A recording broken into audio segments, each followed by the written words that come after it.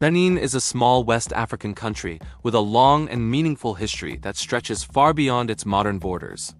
Although the Republic of Benin became independent in 1960, the land and the people who lived there have roots that reach back many centuries.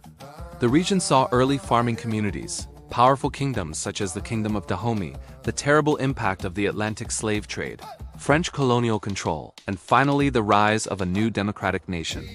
The history of Benin is rich, complex, and full of cultural traditions that still shape the country today. Understanding this story helps us understand how Benin grew into the modern nation it is now, and how its people have maintained their identity through many changes in the world around them. Long before large kingdoms formed, the land that is today called Benin was home to small groups of people who lived by farming, hunting, and fishing. Archaeologists have found evidence that humans lived in this region thousands of years ago.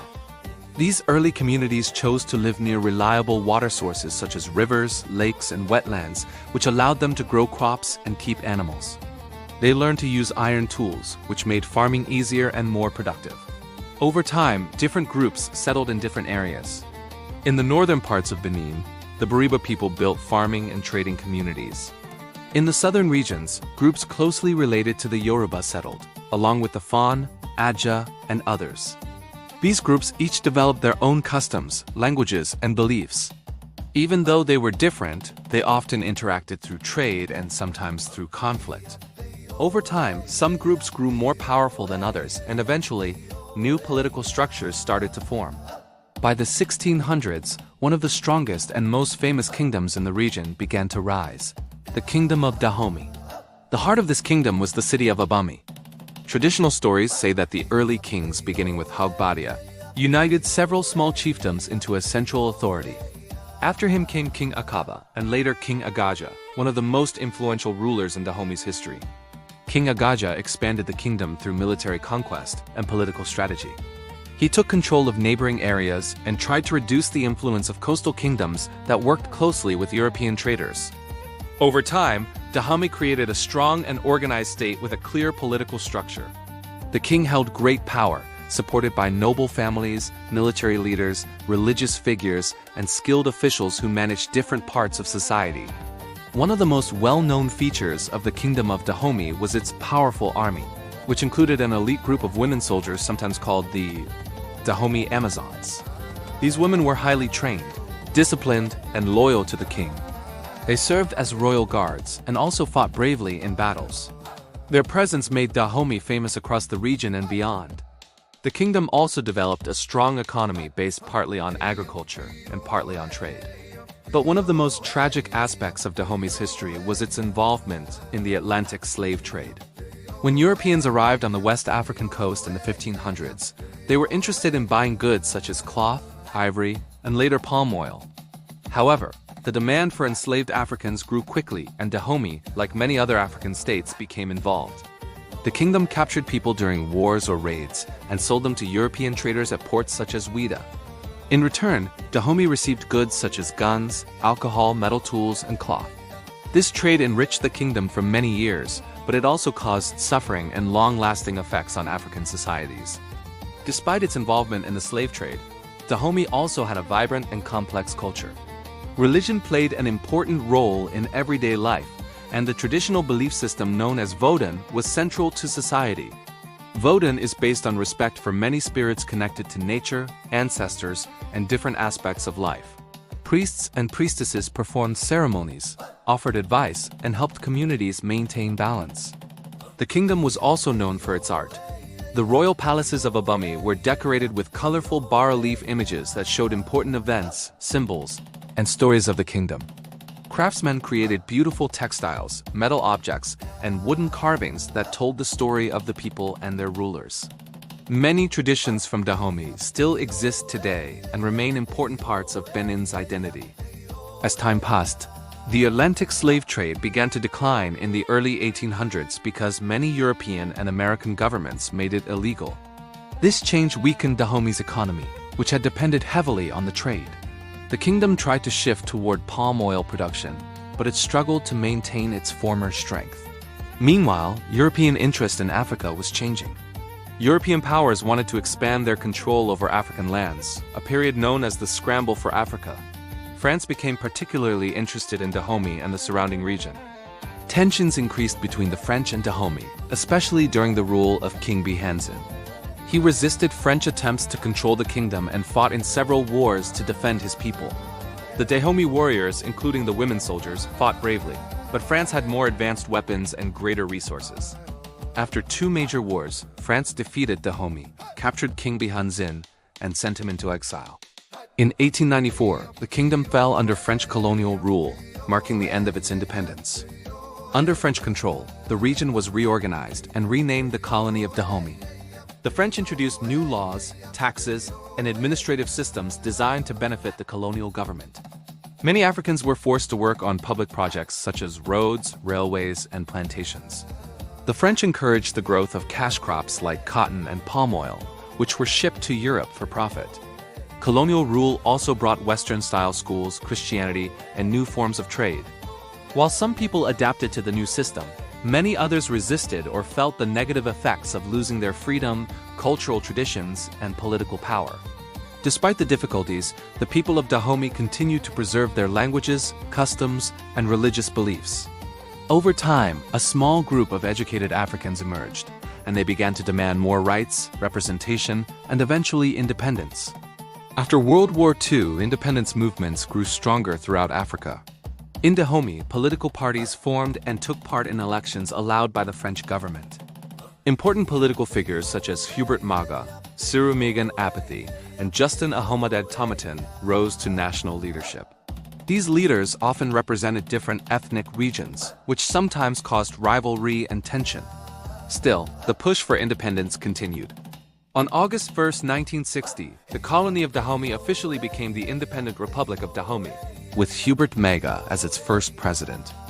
Although independence was celebrated across the country, it quickly became clear that building a stable nation would take time. Economic problems, limited resources, and political disagreements created challenges. Between 1960 and 1972, the country experienced several coups as different leaders and military groups tried to take control. This period of instability prevented the government from focusing on long-term development and made life difficult for many citizens. In 1972, Matthew Kerekou, a young military officer, seized power in a coup and soon announced a new political direction. He declared that Dahomey would become a Marxist-Leninist state, meaning the government would control the economy, limit political competition, and promote socialist ideas. In 1975, he changed the country's name from the Republic of Dahomey to the People's Republic of Benin. This change was meant to create national unity and move away from the regional divisions linked to the old name. Under socialist rule, many businesses were nationalized, meaning the government took control of them.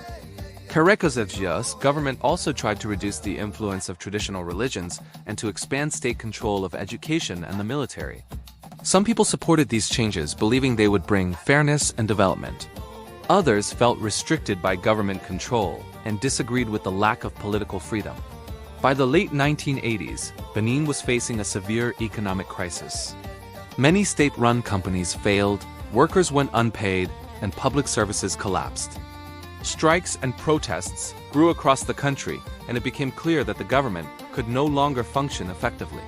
Faced with growing pressure, Kerekou agreed to hold a national conference in 1990.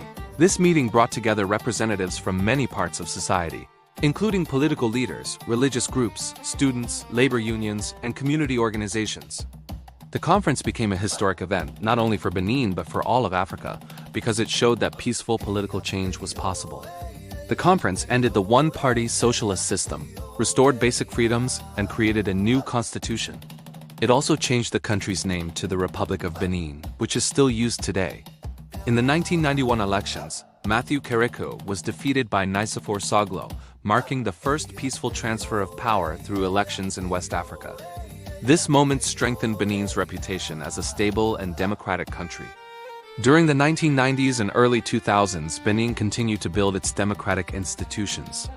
Even though poverty remained a major problem and many communities lacked resources, the country became known for peaceful elections and political openness.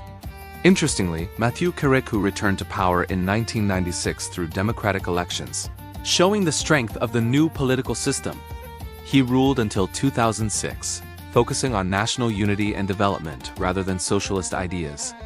After him came leaders such as Thomas Boni Yayi and Patrice Talon, who continued to shape the country's modern identity. Economic reforms, infrastructure projects, and new industries improved the lives of many people, although challenges still remained. Today, Benin's economy is based on agriculture, trade, and services. Cotton is the country's most important export, and many families depend on farming.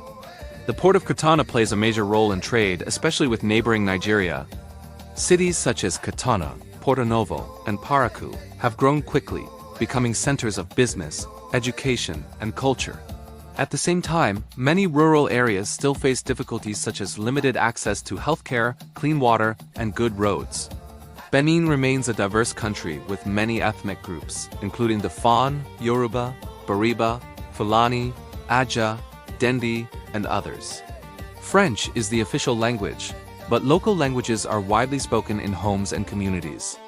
Traditional religion, especially Vodun, is practiced alongside Christianity and Islam, making the country spiritually diverse and culturally rich. Benin also plays an active role in regional and international organizations. It is a member of ECOWAS and works with neighboring countries to support trade, peace, and security. The country contributes to United Nations missions and participates in diplomatic efforts in West Africa. Through its cultural festivals, historic sites such as the royal palaces of Abomey, and growing tourism around Vodun traditions, Benin has become a place where history and modern life blend in unique ways. Despite economic and social challenges, Benin continues to move forward with confidence, supported by its strong traditions, democratic values, and resilient people. The history of Benin is the story of early communities developing their homes, of powerful kingdoms rising and falling, of struggles against colonial rule, and of the long and difficult path toward independence and democracy. Throughout this long past, the people of Benin have shown creativity, strength, and determination. Today, the country continues to honor its traditions while looking for new ways to grow and develop. Understanding this journey helps us appreciate the depth of Benin's culture and the importance of its achievements.